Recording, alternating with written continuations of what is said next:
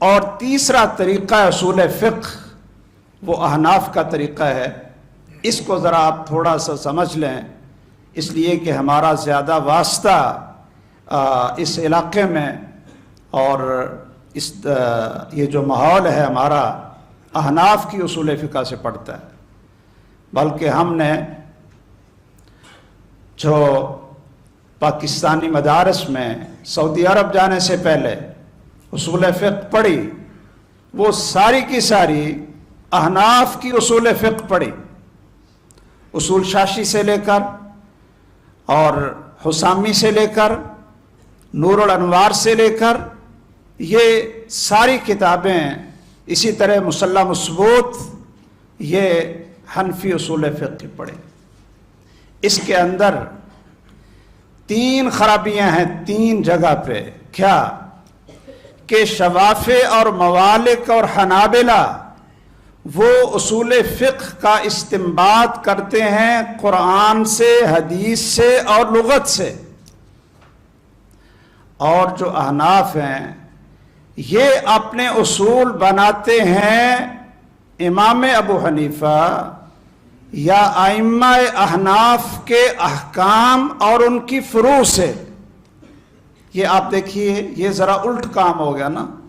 اور یہ بات شاہ ولی اللہ صاحب رحمہ اللہ انہوں نے اپنی کتاب حجت اللہ میں اور دوسری کتابوں میں اس بات کو تفصیل سے بیان کیا ہے، اور یہ ذرا تھوڑی سی سمجھنے والی ہے کہ حنفی اصول فقہ براہ راست قرآن اور سنت اور لغت سے اخذ نہیں کیے، بلکہ پہلے انہوں نے اپنے سامنے کیا رکھا؟ اپنے ائمہ کے فتووں کو، ان کے احکام کو، ان کی فقہ کو، اور اس فقہ سے پھر آگے اصولوں کا استنباط کیا. تو شاہ ولی اللہ صاحب فرماتے ہیں کہ ان کے ہاں 2 جگہ پر غلطی اور خطا کا احتمال ہے. ایک کہ جو ائمہ کی فقہ اور فروع تھے، احکام تھے، انہوں نے جو استنباط کیا تھا اس میں بھی خطا کا احتمال ہے، اور پھر ان کے احکام اور فروع سے جو اصول کا استنباط کیا یہ ڈبل خطا کا احتمال ہے. یہ آپ انشاءاللہ مثال سے سمجھ جائیں گے. مثلا دیکھیے کہ جب علماء احناف نے دیکھا کہ وَأُمَّهَاتُكُمُ اللَّاتِي أَرْضَعْنَكُمْ، کہ وہ تمہاری مائیں تم پر حرام ہیں جنہوں نے تمہیں دودھ پلایا، ارضعنکم. اور حدیث کیا ہے؟ لا تحرم الرضعۃ والرضعتان، لا تحرم المصۃ والمصتان، لا تحرم الاملاجۃ والاملاجتان، اور بہت سے الفاظ. اب انہوں نے سوچا کہ بھئی آخر امام ابو حنیفہ رحمہ اللہ نے اس حدیث کے مطابق فتویٰ کیوں نہیں دیا؟ ان کا فتویٰ مطلق رضاعت سے حرمت کا اثبات ہے. مطلق ایک گھونٹ بھی پی لے، ایک دفعہ ایک گھونٹ پی لے تو وہ رضائی ماں ثابت ہو جائے گی. اب یہ ایک حکم تھا، ایک فتویٰ تھا. انہوں نے کہا کہ اس کا یہ معنی ہے کہ پھر اصول یہ بنائیں کہ جو حدیث قرآن کے اطلاق اور مطلق کے خلاف ہوگی اس حدیث کو رد کر دیں گے. یہ اصول کوئی امام ابو حنیفہ رحمہ اللہ نے کہیں کوئی لکھا نہیں تھا، یہ خود متاخرین نے یہ اصول بنایا. اب مجھے بتائیے کہ اس کی کوئی اور بھی توجیہ ہو سکتی تھی کہ بھائی امام صاحب کو لا تحرم المصۃ والمصتان یہ حدیث صحیح سند سے نہیں پہنچی ہوگی، اس لیے انہوں نے مطلق رضاعت کو یہ حرمت کا سبب قرار دیا. یہ جواب بھی ہو سکتا تھا، لیکن یہ اصول بنا لیا کہ امام صاحب نے چونکہ اس حدیث کو یہاں قبول نہیں کیا تو یہ خبر واحد ہے، اور خبر واحد وہ اگر قرآن کے مطلق کی تقیید کرتی ہو تو ہم اس کو رد کر دیں گے، اس کو قبول نہیں کریں گے. آپ مجھے بتائیے کہ یہ جو حدیث ہے رسول اللہ صلی اللہ علیہ وسلم نے، جس کو حدیث مسرات کہتے ہیں،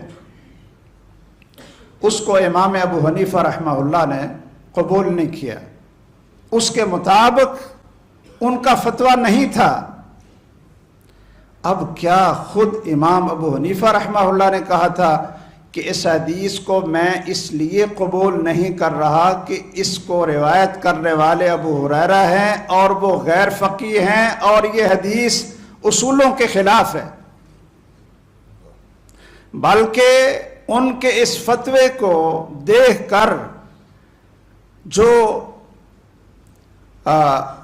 متاخرین علماء اصول تھے انہوں نے خود یہ استنباط کر لیا کہ یہ حدیث اصولوں کے خلاف ہے، خبر واحد ہے، اور یا اس کے راوی سیدنا فقیہ الامہ الفقیہ المجتہد الامام الکبیر سیدنا ابو ہریرہ رضی اللہ تعالیٰ عنہ یہ چونکہ غیر فقیہ ہیں، لہٰذا غیر فقیہ کی روایت اگر اصولوں کے خلاف ہو تو ہم اس کو قبول نہیں کریں گے، اور پھر سیدنا ابو ہریرہ کو غیر فقیہ ثابت کرنے کے لیے پھر دلائل دینے شروع کر دیے۔ سنن نسائی میں آپ نے ایک حدیث پڑھی ہوگی کہ سیدنا ابو ہریرہ رضی اللہ تعالیٰ عنہ نے یہ حدیث بیان کی، قال رسول اللہ صلی اللہ علیہ وسلم توضؤوا مما مست النار۔ تو سیدنا عبداللہ ابن عباس نے آگے سے سوال کیا، بہت ذہین فطین تھے، کہا یا ابا ہریرہ، ابو ہریرہ انا توضؤ من ماء حمیم، کیا گرم پانی سے ہم جب وضو کریں تو پھر دوبارہ پھر اس سے وضو کریں، یا گرم پانی پی لیں تو پھر وضو کریں؟ کہتے ہیں جی سیدنا ابو ہریرہ کو جواب نہیں آیا، اس لیے ہم کہتے ہیں کہ غیر فقیہ ہے۔ لیکن افسوس کہ جو جواب سیدنا ابو ہریرہ رضی اللہ تعالیٰ عنہ نے دیا اتنا فقیہانہ، اتنی بصیرت، اتنی گہرائی والا تھا کہ وہ سلف کا اصول بن گیا، اصل الفقہ بن گیا۔ کیا کہ سے کہا تھا یا ابن اخی اذا حدثتک عن رسول اللہ صلی اللہ علیہ وسلم فلا تضرب له الامثال۔ کتنا عظیم اصول ہے، اذا حدثتک عن رسول اللہ، جب رسول اللہ صلی اللہ علیہ وسلم کی حدیث میں تجھے بیان کروں تو پھر آگے سے اس طرح کی مثالیں بیان کر کے اس کو بے قدر بنانے کی کوشش نہ کریں۔ اور یہ سب سے بڑا اصول تھا کہ اللہ کی کتاب پر کوئی اعتراض کرتا ہے، حدیث رسول صلی اللہ علیہ وسلم کے اوپر کوئی اعتراض کرتا ہے تو اس کو سمجھ لینا چاہیے کہ وہ اپنے اعتراض پر غور کرے، نہ کہ قرآن اور سنت کو رد کرنے کا راستہ کھول دے۔ میں عرض یہ کر رہا تھا کہ احناف کے اصول فقہ وہ قرآن و سنت سے براہ راست اخذ نہیں کیے بلکہ ائمہ کی فقہ سے، اس لیے دو جگہ پر وہاں خطا کا احتمال ہے، اور یہی وجہ ہے کہ سب سے زیادہ وہ اصول اور قواعد جن سے احادیث رد ہوئیں، جن سے قرآن مجید کی نصوص رد ہوئیں، وہ سب سے زیادہ احناف کی اصول فقہ کے اندر وہ مواد موجود ہے۔